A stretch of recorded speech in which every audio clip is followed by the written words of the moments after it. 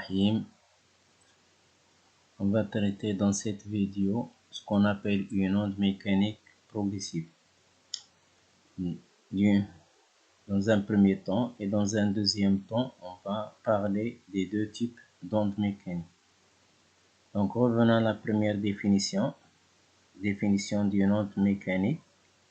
Donc c'est un phénomène, bien sûr, c'est un phénomène physique qui représente la propagation d'une perturbation ou bien une déformation dans un milieu matériel élastique sans déplacement de matière. On a ici, dans la définition, beaucoup de mots à éclaircir. On va prendre la première chose. Ici, c'est un phénomène de propagation. Dans un premier temps, on va l'appeler déplacement. De quoi? D'une déformation. Au lieu de parler de perturbation, on va parler de déformation dans un premier temps. Mais ici, ce déplacement de la déformation doit se faire dans un milieu matériel. On va voir pourquoi le milieu doit être matériel, élastique. Et le plus important ici, c'est sans déplacement de matière. Mais avec quoi? Un déplacement de l'énergie mécanique qui se déplace. C'est l'énergie mécanique qui se déplace. De quoi? De proche en proche. C'est l'énergie mécanique qui se déplace de proche en proche.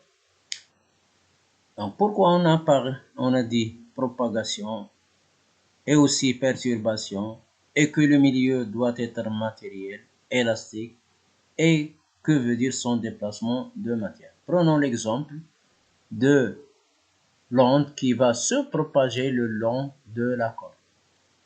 Donc, une onde en fait c'est quoi? C'est le déplacement de l'énergie mécanique, mais sans déplacement de matière. Donc, la corde ici, pour que l'énergie mécanique se déplace, on doit créer l'énergie mécanique premièrement dans un première extrémité de la corde qu'on appelle S ici, c'est ce qu'on appelle la source. Donc on va créer avec la main une déformation, c'est-à-dire on va donner à la corde une énergie mécanique au point S, mais cette énergie ne reste pas au point S, elle se déplace de proche en proche, de point en point, le long de la corde. La corde c'est un milieu matériel, c'est-à-dire constitué de points qui ont des masses. Élastique, ça veut dire quoi? Une fois la déformation dépasse, les autres points reviennent à leur position initiale. Donc, la corde va reprendre sa forme initiale. Donc, la corde ici, ce qu'on appelle le milieu de propagation. Donc, le milieu où le déplacement, la déformation se déplace, c'est ce qu'on appelle le milieu de propagation. S, ce qu'on appelle la source. L'autre extrémité de la corde s'appelle le récepteur. Donc ici c'est la source, ici c'est le récepteur, ici c'est la déformation et ici c'est le sens de propagation. Pourquoi on a dit propagation ici sans dire déplacement? Puisqu'on a, regardons maintenant le point M, une fois atteint par la déformation, il se met à se déplacer, se mettre en mouvement. Donc, mais une fois l'onde dépasse le point M revient à sa position sans changer cette position, c'est-à-dire on n'a pas de déplacement de quoi? De matière, puisque le point M a une masse, donc on n'a pas de déplacement de matière, et ça se fait pour tous les points de la corde. Donc on a un déplacement de la déformation sans déplacement de la matière. Pourquoi on a dit que la déformation c'est une perturbation? La déformation, une fois atteint un point de la corde, il va changer la vitesse puisque le point commence à vibrer avant la vitesse est nulle. Donc l'énergie cinétique du point M est nulle. L'énergie potentielle aussi, on n'a pas de déplacement, donc il est nul. Donc l'énergie mécanique est nulle. Mais une fois la déformation atteint le point M commence à se mouvoir. Donc il va avoir une vitesse puisqu'il a une masse. Donc il va avoir une énergie cinétique. Et puisqu'il se déplace vers le haut, il aura aussi une altitude. Donc il aura aussi une énergie potentielle. Donc, l'énergie cinétique plus énergie potentielle de pesanteur, ça va donner ce qu'on appelle énergie mécanique. Donc, chaque point atteint par l'onde va acquérir une énergie mécanique et une fois l'onde dépasse le point M, ça veut dire que le point M va céder l'énergie mécanique au point suivant et de cette manière-là se déplace l'énergie mécanique, mais tous les points reviennent à leur position initiale, donc on n'a pas de déplacement de matière. Donc, la définition ici de l'onde, c'est quoi? C'est une propagation, on ne dit pas déplacement, puisque on a un déplacement de la déformation sans déplacement de matière. Donc, on dit le mot le plus convenable ici, c'est une propagation de quoi? D'une déformation qui représente cette déformation ou bien perturbation. Le plus correct, c'est la perturbation. Perturbation représente tout simplement une énergie mécanique. C'est une propagation de l'énergie mécanique qui se fait de point en point. Donc quoi? Énergie mécanique, puisque vous savez la formule de l'énergie mécanique, l'énergie cinétique et l'énergie potentielle, on aura une masse. Donc le milieu doit être matériel, donc il est constitué de points qui ont des masses, et aussi élastique. Une fois l'onde quitte les points, donc tous les points reviennent à leur position initiale, ce qu'on appelle un milieu élastique, c'est-à-dire le milieu reprend sa forme initiale et on parle d'un milieu matériel élastique. C'est ça la définition d'une onde mécanique. Donc vous voyez ici que tous les points reviennent à leur position initiale d'équilibre lorsque l'onde dépasse ces points et on parle tout courtement, tout simplement d'une onde mécanique. Voyons cet exemple-là. On a aussi la même chose, une onde qui se propage le long d'une corde. Cette onde est créée par la main, mais la main ici commence à faire vibrer la corde de façon continue. C'est-à-dire les points ici ne reviennent plus à leur position d'équilibre, ils sont toujours en mouvement sans cesse. Donc cette onde-là s'appelle onde mécanique progressive. Ça veut dire quoi progressive? C'est que la propagation de la perturbation dans le milieu matériel se fait de façon continue mais sans déplacement de matière. On a tout simplement déplacement de l'énergie mécanique de point en point. C'est ça maintenant la définition d'une onde mécanique progressive. Exemple d'onde mécanique.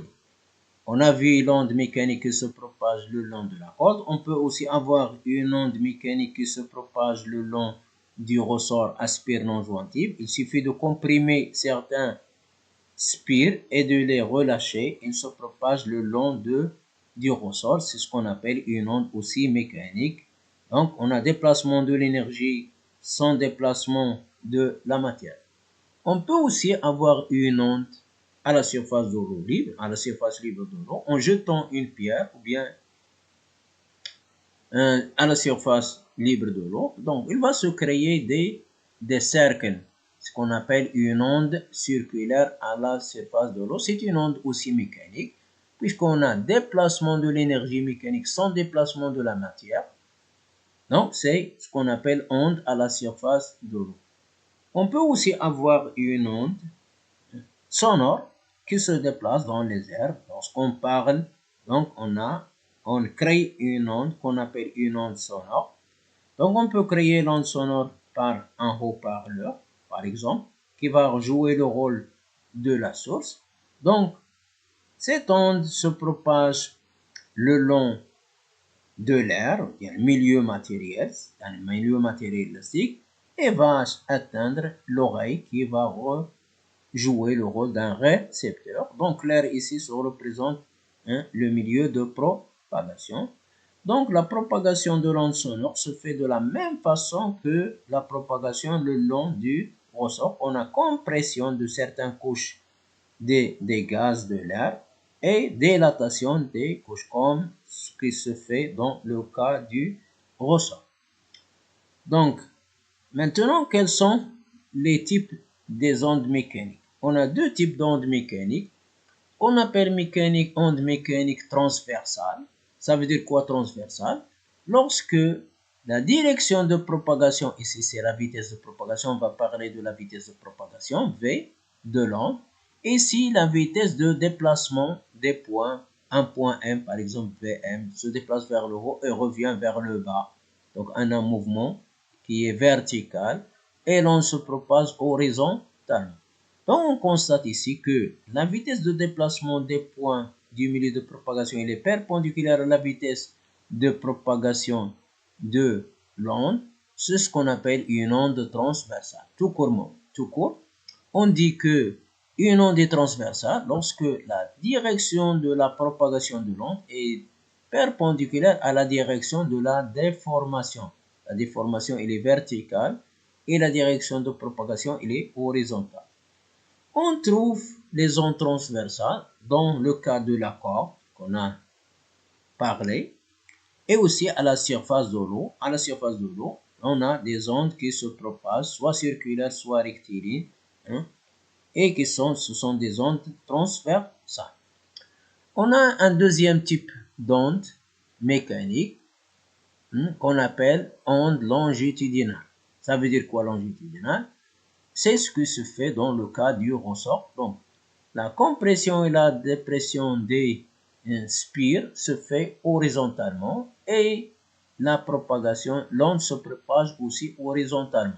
Ça veut dire qu'un point du ressort va se déplacer horizontalement avec Vm et l'onde se propage aussi horizontalement avec la vitesse. Les deux sont parallèles. La direction de propagation et la direction de déformation sont parallèles.